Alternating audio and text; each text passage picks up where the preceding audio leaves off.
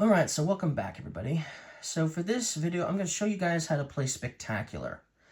Now, the object of this game is we're basically trying to build a wildlife preserve in order to save endangered species. But we also want to attract visitors here, and so we need places for them to hang out in a safe place. So we're going to want to build watchtowers like this one here on the box to give a safe place for visitors to view the animals as well. But that's kind of the theme of the game. Now, I'm going to show you guys how to play the game. Now, each player is going to get a starting player board, and each player is going to have a starting supply board. Now, this supply board, I might have access to right now, but I'm not always going to have access to it. Other players are going to be able to access that turn after turn.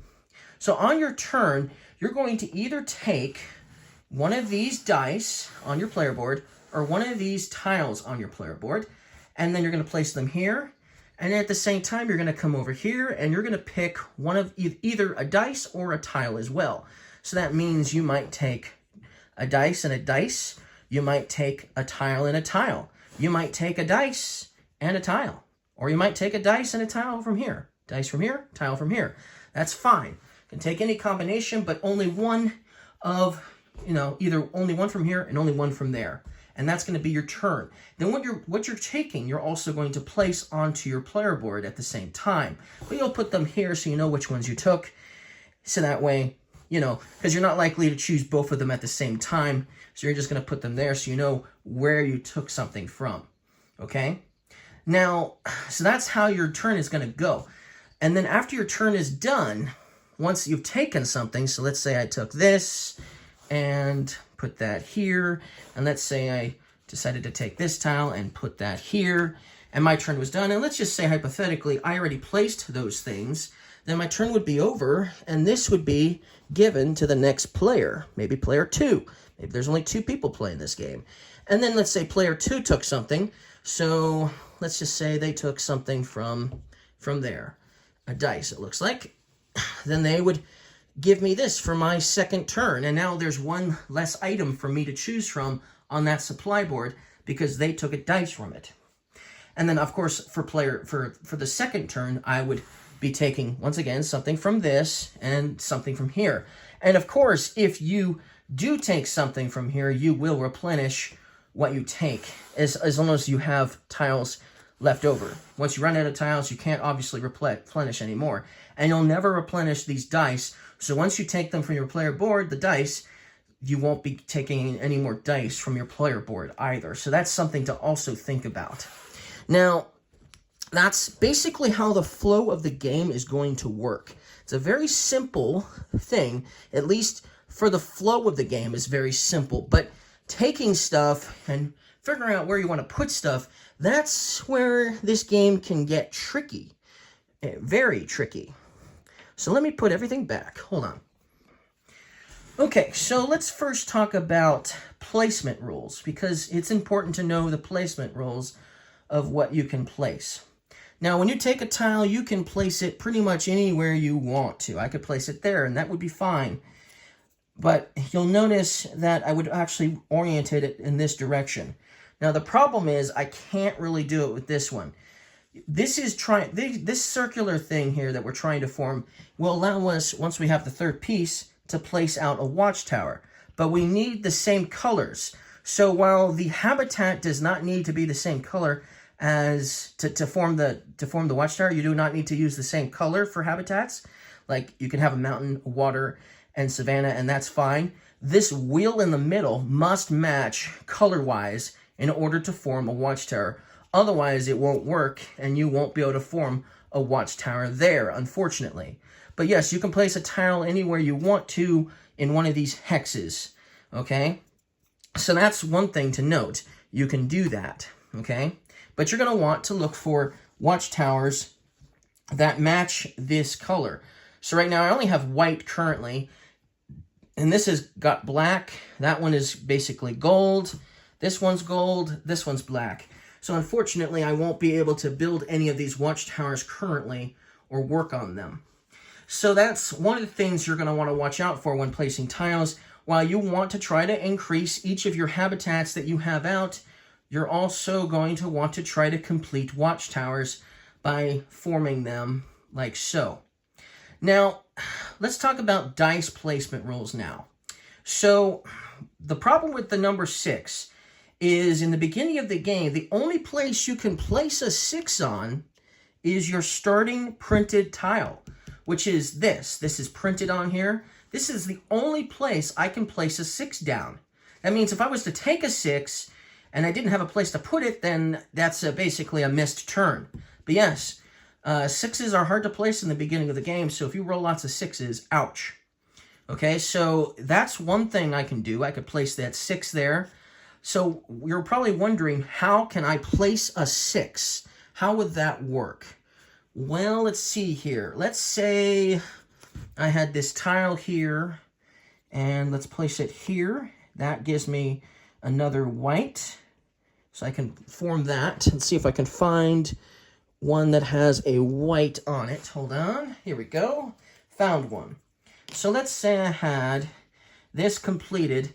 I now have a complete circle here for a white watchtower, or gray watchtower, whatever color you want to call it. I could finally put that there. Now, the thing about 6s is once you have a completed watchtower, another place a 6 can go is on a tile that is adjacent to a completed watchtower. So then I could place a 6, that 6 here, for instance. That would be a legal placement. But you'll know that this is a blue color, and this mountain here is not a blue color, so placing that there would be an illegal placement. What you take dice-wise, color-wise, must match the habitat as well. So blue for blue, green for green, yellow dice for the savanna terrain, gray dice for the mountain terrain, blue for water terrain, and that kind of stuff, right? So that's how that's going to work. So I could place a 6 down, for instance, there, and that would be fine for 6s. So that's another place I can place a 6 down, okay? So, but, however, let's say I don't have a complete, let's say this is just my equation here. Can I place any dice there even though I don't have a completed watchtower yet? Yes, I can, actually. So hold on, let me place the 6 back where I had it. And let's say, well, I don't actually have any blue dice that are perfect. So I don't have access to, and the other supply board only has a blue 6 as well. So it would be very hard for me to place anything here because the 1s and the 2s and the 6s would never be able to go on this tile here. So I'm limited to what dice I can place right now. What are the 1s and 2s for, you're thinking? The 1s and 2s are only for breeding tiles. So here's a breeding tile. There's going to be various, they're going to come in with various animals. Some of the snow leopards will be a breeding tile. Some will not. Okay, and that's the same for all the other animals here. Some will be a breeding tile, some will not. And so you'll notice it has a 1 and a 2. That means I could only place a 1 or a 2 here. But you'll notice my player board only has a 3 and a 4. And that supply board only has a 3. And that supply board only has a 4. So I wouldn't be able to place anything here either for quite some time until maybe the second round when the dice here get refreshed and we have more dice to choose from. So what can I possibly do? Well, there is one option I can do.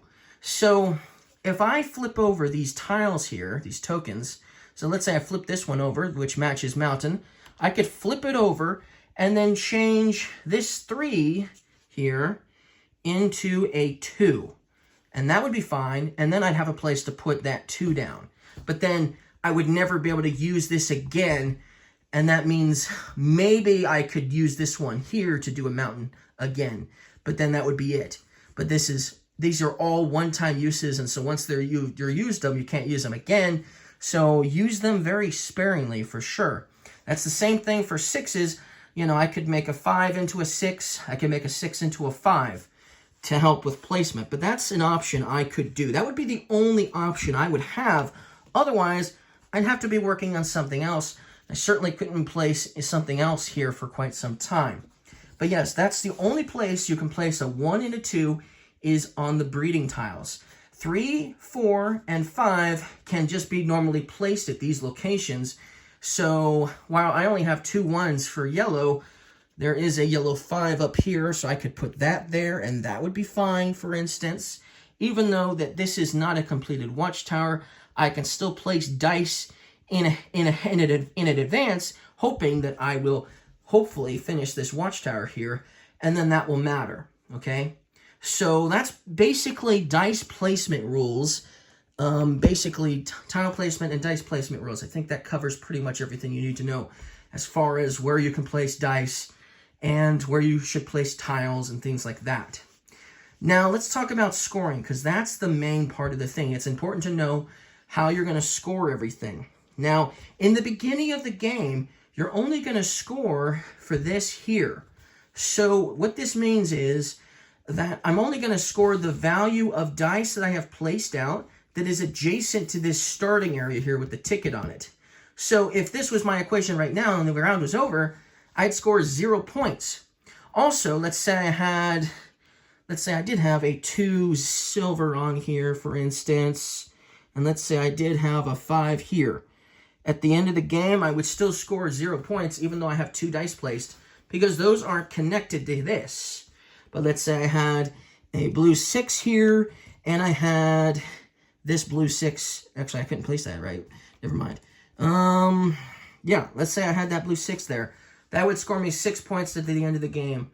So you're going to want to try to connect the various dice together. So let's just grab some more tiles here. So let's see here. Let's say I had this sea turtle here, like so. And that would give me a place to place one of these out. There, for instance. If these are also, since all of these dice here are actually connected, I would score 10 points, because it's the value of the pips on your dice. So 6, 8, 10. So that would at least score me 10 points at the end of the first round. But that's the only way you're going to score this. So this ticket scoring is only done at the end of the first round. That means the end of the game, which is the end of the second round, it's all completely different as far as scoring is concerned. So let me explain that next. Hold on. Okay, so first, there are 3 different ways you're going to score points in this game, okay? The first way you're going to score points is based on the dice according to their habitat, what you have on tiles and dice and that kind of thing. That's one of the first ways you're going to score points for the end of the game. The second way you're going to score points in this game is by surrounding watchtowers with dice, okay? And then the third way is you're going to score points based on the different species of animals that you have. So let's first talk about different habitats. You're going to score points for each of your habitats based on a couple of things. The first thing you need to know is you need to have a tile that is a breeding tile. And you also need to have a dice on it. So this, for instance, is a breeding tile. Anything that you see a heart on, you know, is going to be a breeding tile. And so you're going to score the value of dice that make up this particular habitat here. So then I would score because, for instance, I have 1 breeding tile here that will allow me to score.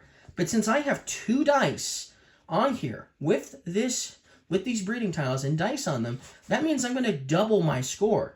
So let's see here. I get 6, 12, that's 8 there, so that would be 20, 24. I'd get 24 points, but because I'm getting double my score, I'm going to get what? I think almost like, it's going to be like 48 points, that's right. I'm going to get 48 points just for this habitat here, okay? Now, that means for this mountain habitat, since I do have a dice on a breeding tile, I'm going to score this here. So that would be a total of 9 points for this mountain scoring. You'll notice, however, that the savanna scoring here, this habitat, while it has dice on it, it doesn't have a single dice or a single tile that has a heart on it. So that means there's no breeding tiles here for this habitat. And there are obviously no dice on that tile because the tile doesn't exist on my player board. So that means these 3 dice for habitat scoring will score me 0 points. You'll notice my forest habitat, while there is one dice on a tile here that's green, and you'll notice there is a breeding tile here that's green, that's for the forest. There's no dice on that tile, so once again, I'm not going to score any points for the forest habitat here. That means I'm not scoring anything over here either as well for that equation. So that's how I would score points for the habitat scoring. Now, the watchtower scoring is dependent on each watchtower that you have that have 3 dice that surround it. So let's look and see here. This watchtower has 3 dice around it. This watchtower has 3 dice around it. Unfortunately, this watchtower over here only has 2 dice around it, so that means it's 0 points for this watchtower. But because I do have 3 dice surrounding these 2 watchtowers, that means I'm going to score the value on each of the pips on my dice here. So that would be 6, and that would make 10, 13 points for this watchtower, and that would make 14 points for this watchtower. So that's a second way you're going to score points in this game. Now, let me remove the dice so I can show you how many different species of animals I have here on my player board. Okay, so then the third and final way you're going to score points is based on the different species of you have.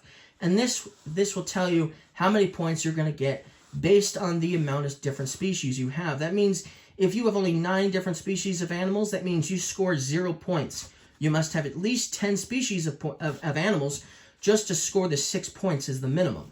So let's see how many different species I have here. Well, we have a sea turtle, that's 1. We have a penguin, that's 2.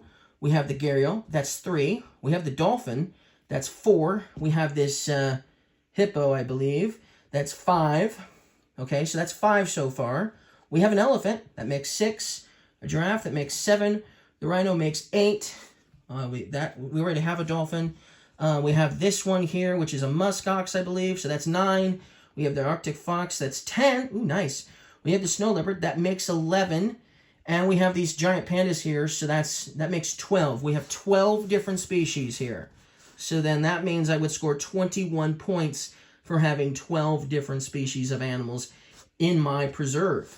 That means if you manage to somehow get all 17 species that you can potentially get, that means you would score 80 points if you manage to do that. When I played this game, one player was able to get 13 species, another one was able to get 14 species, and then that was our total. So it's difficult to do that.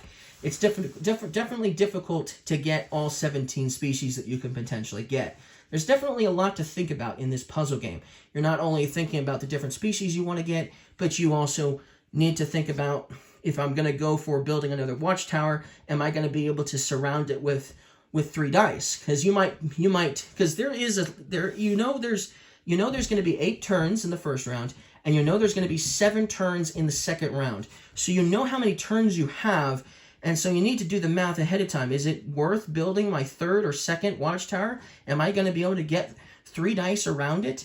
Because if I'm not going to be able to do it, then potentially that might not be the best idea of dice placement or even tile placement to finish a watchtower.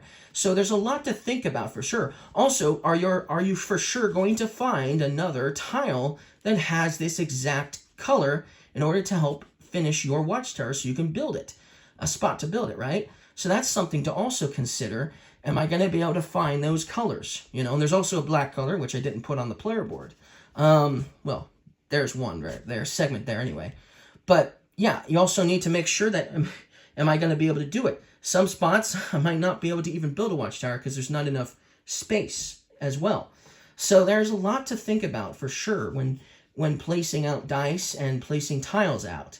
And then, of course, you're going to want to obviously make sure you can at least get 1 breeding tile with a dice on it for each of the habitats so you can score all your habitats. Otherwise, you're going to have some habitats that don't score you anything, even though you have a lot of dice that could have scored you a lot. Like I had 3 dice on these yellow ones. I could have gotten probably 15, 16 points, but because I didn't have a breeding tile with a dice on it, I scored nothing. So there's a lot to consider in this game. It's definitely an easy to learn game, but it's definitely a puzzle, and it's going to definitely be puzzling the first few times you play it, for sure, I would think. But yes, that's basically everything you need to know in order to play Spectacular. I hope you guys enjoyed this video. I hope it helps you out. And I'll see you guys again next time. Bye.